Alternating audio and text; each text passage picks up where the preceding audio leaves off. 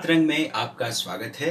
अपने इस खास शो सात रंग सात कविताएं लेकर एक बार फिर मैं आपके साथ हूं, अतुल सिन्हा। हमारे इस कार्यक्रम को लोगों ने पसंद किया है और यहाँ जो हम कविताएं दिखाते हैं, जिन कवियों से आपको मिलवाते हैं, उसे लोगों ने एक बेहतर कोशिश माना है अभी तक, जो हमें प्रतिक्रियाएं मिली हैं।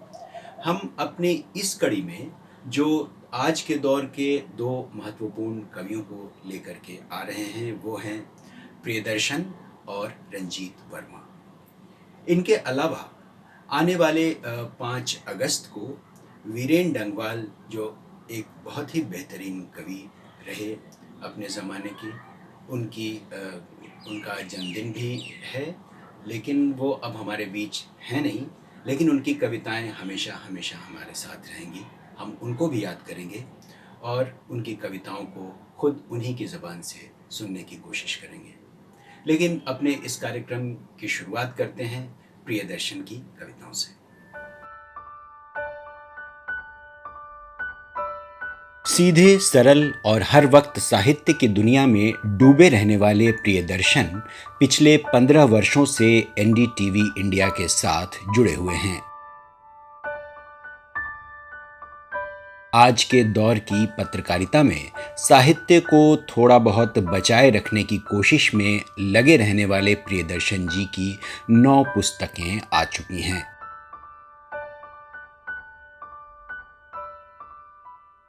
उपन्यास जिंदगी लाइव से लेकर 2 कहानी संग्रह, उसके हिस्से का जादू और बारिश, धुआं और दोस्त। उनका कविता संग्रह नष्ट कुछ भी नहीं होता काफी चर्चित रहा है। सलमान रुश्दी और अरुंधति राय की 7 पुस्तकों का अनुवाद और संपादन भी प्रियदर्शन जी ने किया है। तमाम साहित्यिक गोष्ठियों, समारोहों के अलावा महत्वपूर्ण आयोजनों में प्रियदर्शन सक्रिय रहते हैं। वह खुद को मंचीय कवियों की श्रेणी में नहीं रखते, लेकिन उन्होंने 7 रंग के लिए अपनी 3 कविताएं रिकॉर्ड करके जरूर भेजी हैं। सुनते हैं प्रियदर्शन की 3 कविताएं। कविता का शीर्षक है काश की पहले लिखी जाती है कविताएं। इस श्रृंखला की पहली कविता। वह एक उजली नाव थी जो गहरे आसमान में तैर रही थी। चांदनी की झिलमिल पतवार लेकर कोई तारा उसे खे रहा था। आकाश गंगाएं गहरी नींद में थीं, अपने सुदूर जगमग उपस्थिति से बेखबर। रात इतनी चमकदार थी कि काला आईना बन गई थी। समय समय नहीं था, एक सम्मोहन था जिसमें जड़ा हुआ था यह सारा दृश्य। यह प्रेम का पल था जिसका जादू टूटा तो सारे आईने टूट गए।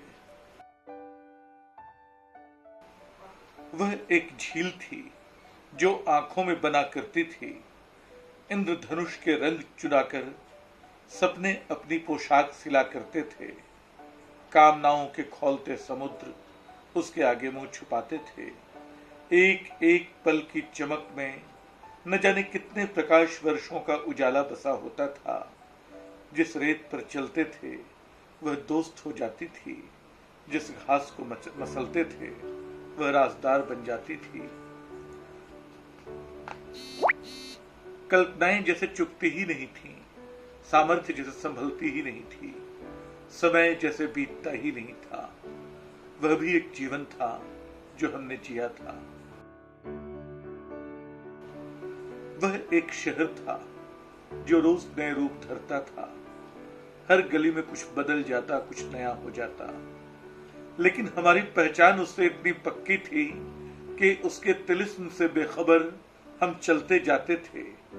रास्ते बेलबूटों की तरह पांव के आगे बिछते जाते, न कहीं खोने का अंदेशा, न कहीं कुछ छूटने का डर, न कहीं पहुंचने की जल्दी, न किसी मंजिल का पता। वे आश्वस्ति भरे रास्ते कहीं खो गए, वे अपनेपन के घर खंडहर हो गए। हम भी न जाने कहां कहां से कहां पहुंचे। कभी खुद को पहचानने की कोशिश करते हैं, कभी इस शहर को। कुछ वह बदल गया, कुछ हम बीत गए। धन्यवाद। अभी आपने सुनी प्रियदर्शन जी की 3 कविताएं। अब हम आपको ले चलते हैं रंजीत वर्मा के पास। रंजीत वर्मा लंबे समय से कविताएं लिख रहे हैं और 80 के दशक से ही लगातार कविताओं को आम लोगों से जोड़ने की एक बेहतरीन कोशिश कर रहे हैं और कविताओं को उन्होंने एक आंदोलन की शक्ल दे रखी है। तो चलते हैं रंजीत वर्मा के पास। 80 के दशक से ही कविता को लेकर पूरी तरह समर्पित रहे रंजीत वर्मा ने किस तरह कविता को एक आंदोलन बनाने में अहम भूमिका निभाई है, यह उनके तमाम अभियानों से समझा जा सकता है। कविता को लोगों तक ले जाने और आम लोगों को कविता से जोड़ने के लिए 1985 में ही रंजीत वर्मा ने बिहार में कविता यात्रा निकाली। तमाम सामाजिक सांस्कृतिक आंदोलनों में सक्रिय रहे और फिलहाल जुटान नाम से एक अभियान चला रहे हैं, जिसमें लगातार देश के तमाम संस्कृति कर्मियों, लेखकों, कलाकारों, कवियों को शामिल करते रहते हैं। 2014 से कविता 16 मई के बाद नाम की मुहिम उन्होंने चलाई और अनियतकालीन पत्रिका भोर के संपादक हैं। उनके चर्चित कविता संग्रह रहे हैं पीछे न छोड़ते निशान, एक चुप के साथ और लकीर कहीं एक खींचनी होगी आपको। रंजीत वर्मा की हाल में लिखी गई 3 कविताएं सुनते हैं जो उन्होंने 7 रंग के लिए भेजा है।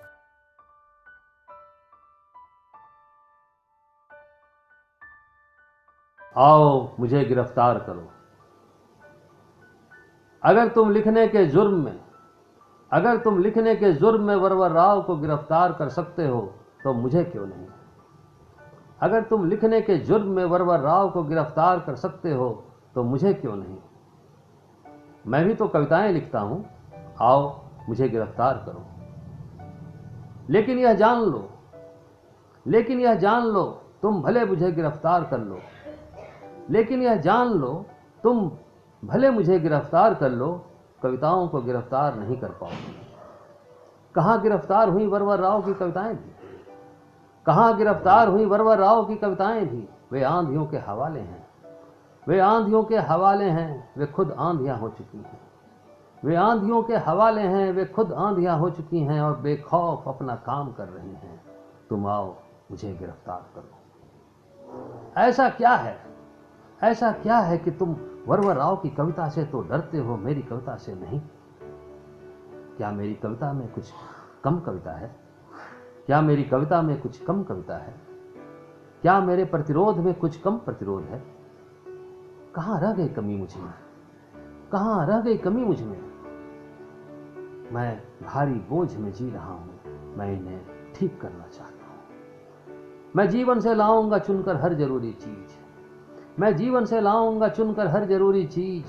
भूख, टूटी हुई नींद, अनवरत जागते सपने, उदासी, गुस्सा, भय, अपमान, मैं लाऊंगा सब अपनी हार और उम्मीद भी। लेकिन नहीं, मैं कविता को ही ले जाऊंगा किताब के पन्नों से निकाल कर बाहर। मैं कविता को ही ले जाऊंगा किताब के पन्नों से निकाल कर बाहर। हर पल चोट खाती जिंदगी के बीच, हर पल चोट खाती जिंदगी के बीच, जहां हर पल सैलाब उमड़ता रहता है। अगर फासिस्ट यह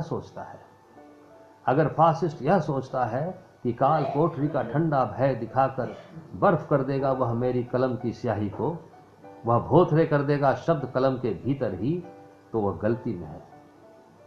यहाँ खून में डुबोकर अंगुलियां कविता लिखने का रिवाज है।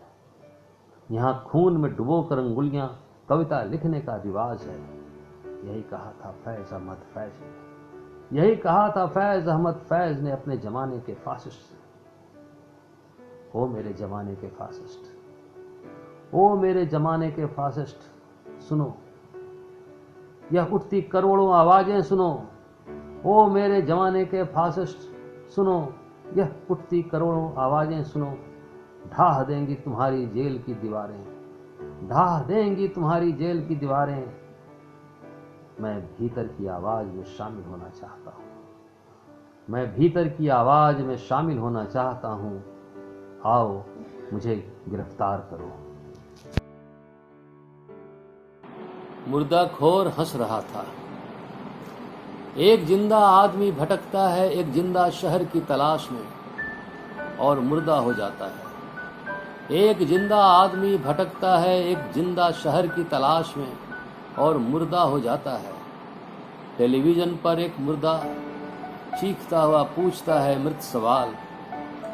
टेलीविजन पर एक मुर्दा चीखता हुआ पूछता है मृत सवाल, जिसका मृत जवाब देता है दूसरा मुर्दा टेलीविजन पर। मृत सपने लिए करोड़ों लोग निकल पड़े हैं। मृत सपने लिए करोड़ों लोग निकल पड़े हैं। वे जहां से आ रहे हैं वह जगह पहले से मरी हुई थी। वे जहां से आ रहे हैं वह जगह पहले से मरी हुई थी। वे जहां जा रहे हैं उसे मुर्दों की बस्ती घोषित किया जा चुका था। वे जहां जा रहे हैं उसे मुर्दों की बस्ती घोषित किया जा चुका था। जनतंत्र पहले ही मर चुका था। संसद मर चुका था। जनतंत्र पहले ही मर चुका था। संसद मर चुका था। अदालतें मर चुकी थी। बहसें मर चुकी थी। फैसले जो भी आते थे मरे हुए आते थे। संविधान का नाम मरी हुई किताबों की सूची में सबसे ऊपर लिखा मिलता था। मरे हुए लोग देख रहे थे लोगों को मरते हुए। मरे हुए लोग देख रहे थे लोगों को मरते हुए। प्लेटफॉर्म पर, सड़क पर, पेशाब घर में। और उनके इस तरह मरने पर वे उन्हें गालियां दे रहे थे। और उनके इस तरह मरने पर वे उन्हें गालियां दे रहे थे। मुर्दाखोर हंस रहा था। मुर्दाखोर हंस रहा था। जिंदगी मौत से ज्यादा काली हो चुकी थी। शाहीन बाग से बाहर कुछ नहीं है, यह है कविता का शीर्षक। एक औरत शाहीन बाग का पता पटना में पूछ रही थी। एक औरत शाहीन बाग का पता पटना में पूछ रही थी। एक औरत कलकत्ता में बस कंडक्टर से लगातार शाहीन बाग का टिकट मांग रही थी। एक औरत मुंबई में अपने पति से कह रही थी। एक औरत मुंबई में अपने पति से कह रही थी, शाहीन बाग जा रही हूँ, शाम तक न लौटूं तो समझना गिरफ्तार हो गई। शाम तक न लौटूं तो समझना गिरफ्तार हो गई। बच्चों को संभाल कर रखना। एक औरत दिल्ली में दूसरी औरत से पूछ रही थी। एक औरत दिल्ली में दूसरी औरत से पूछ रही थी, शाहीन बाग के बाहर कितने शाहीन बाग हैं? एक औरत दिल्ली में दूसरी औरत से पूछ रही थी, शाहीन बाग के बाहर कितने शाहीन बाग हैं? दूसरी कह रही थी, शाहीन बाग से बाहर कुछ नहीं है। और अब आपको ले चलते हैं कवि, पत्रकार, बेहद संवेदनशील और हम सब के बहुत अपने रहे वीरेन डंगवाल की दुनिया में। वीरेन दा का जन्म देश को आज़ादी मिलने से ठीक 10 दिन पहले हुआ था, यानी 5 अगस्त 1947 को। उनकी जन पक्षधरता, संघर्षों से तपी जीवन शैली और उनका फक्कड़पन उन्हें तमाम कवियों से थोड़ा अलग करता है। उन्हें बेशक साहित्य अकादमी पुरस्कार, शमशेर सम्मान, रघुवीर सहाय और श्रीकांत वर्मा सम्मान मिले, लेकिन उन्होंने खुद को हमेशा एक आम आदमी ही रखा। उनकी किताबें इसी दुनिया में, दुष्चक्र में सृष्टा, कवि ने कहा, और स्याही ताल खासी चर्चित रहीं। बतौर पत्रकार और संपादक वीरेन दा लंबे समय तक अमर उजाला से जुड़े रहे और आज की पीढ़ी के कई जागरूक और संवेदनशील पत्रकार उन्होंने ही दिए। बीमारी के अपने आखिरी दिनों में भी वीरेन दा लिखते पढ़ते रहे और युवाओं का हौसला बढ़ाते रहे। हमने 7 रंग के दर्शकों के लिए YouTube के खजाने से ही निकाली है उनकी एक कविता। तो चलिए सुनते हैं वीरेन डंगवाल को।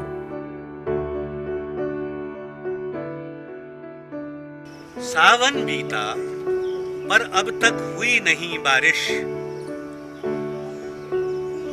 सावन बीता पर अब तक हुई नहीं बारिश। पेड़ों की अंतस धारा भी जो खुश्क हुई। कुम्हलाए नरम नवेले पत्ते जामुन के। भुंज गए सरीखे लगते वे कच्चे फल। भुरभुरी हुई वे मरी चींटियां कोटर में। खेतों में उड़ती धूल शोक के ज्यों गुबार। यह दृश्य दिखाया नागरजन को टीवी ने। यह दृश्य दिखाया नागरजन को टीवी ने। हाहाकारी यह दृश्य सुघड़ टीवी चैनल। मामला किंतु कविता का जरा अलग ठहरा। इतना ही बतलाया तो फिर बतलाया क्या। मामला किंतु कविता का जरा अलग ठहरा। इतना ही बतलाया तो फिर बतलाया क्या। पर इससे आगे बोले भी तो क्या बोले, कैसे बोले। भीतर भीतर यह गोंद सरीखा जो रिश्ता। भीतर भीतर यह गोंद सरीखा जो रिश्ता। प्राचीन भीत पर कैसा अनुपम अंकन है। कैसी बेताबी जिसके बिना सुकून नहीं। ऐसा भीषण रास्ता कविता का रास्ता है। तो इस बार के लिए बस इतना ही। अगली बार हम फिर कुछ और कवियों के साथ, उनकी कविताओं के साथ आपके सामने हाजिर होंगे। तब तक के लिए नमस्कार। लेकिन जाने से पहले आपसे एक निवेदन कि आप हमारे इस चैनल सात रंग को ज़रूर सब्सक्राइब करें और इसकी सूचनाएं लगातार मिलती रहें आपको। इसके लिए बेल आइकॉन भी ज़रूर दबाएं। नमस्कार।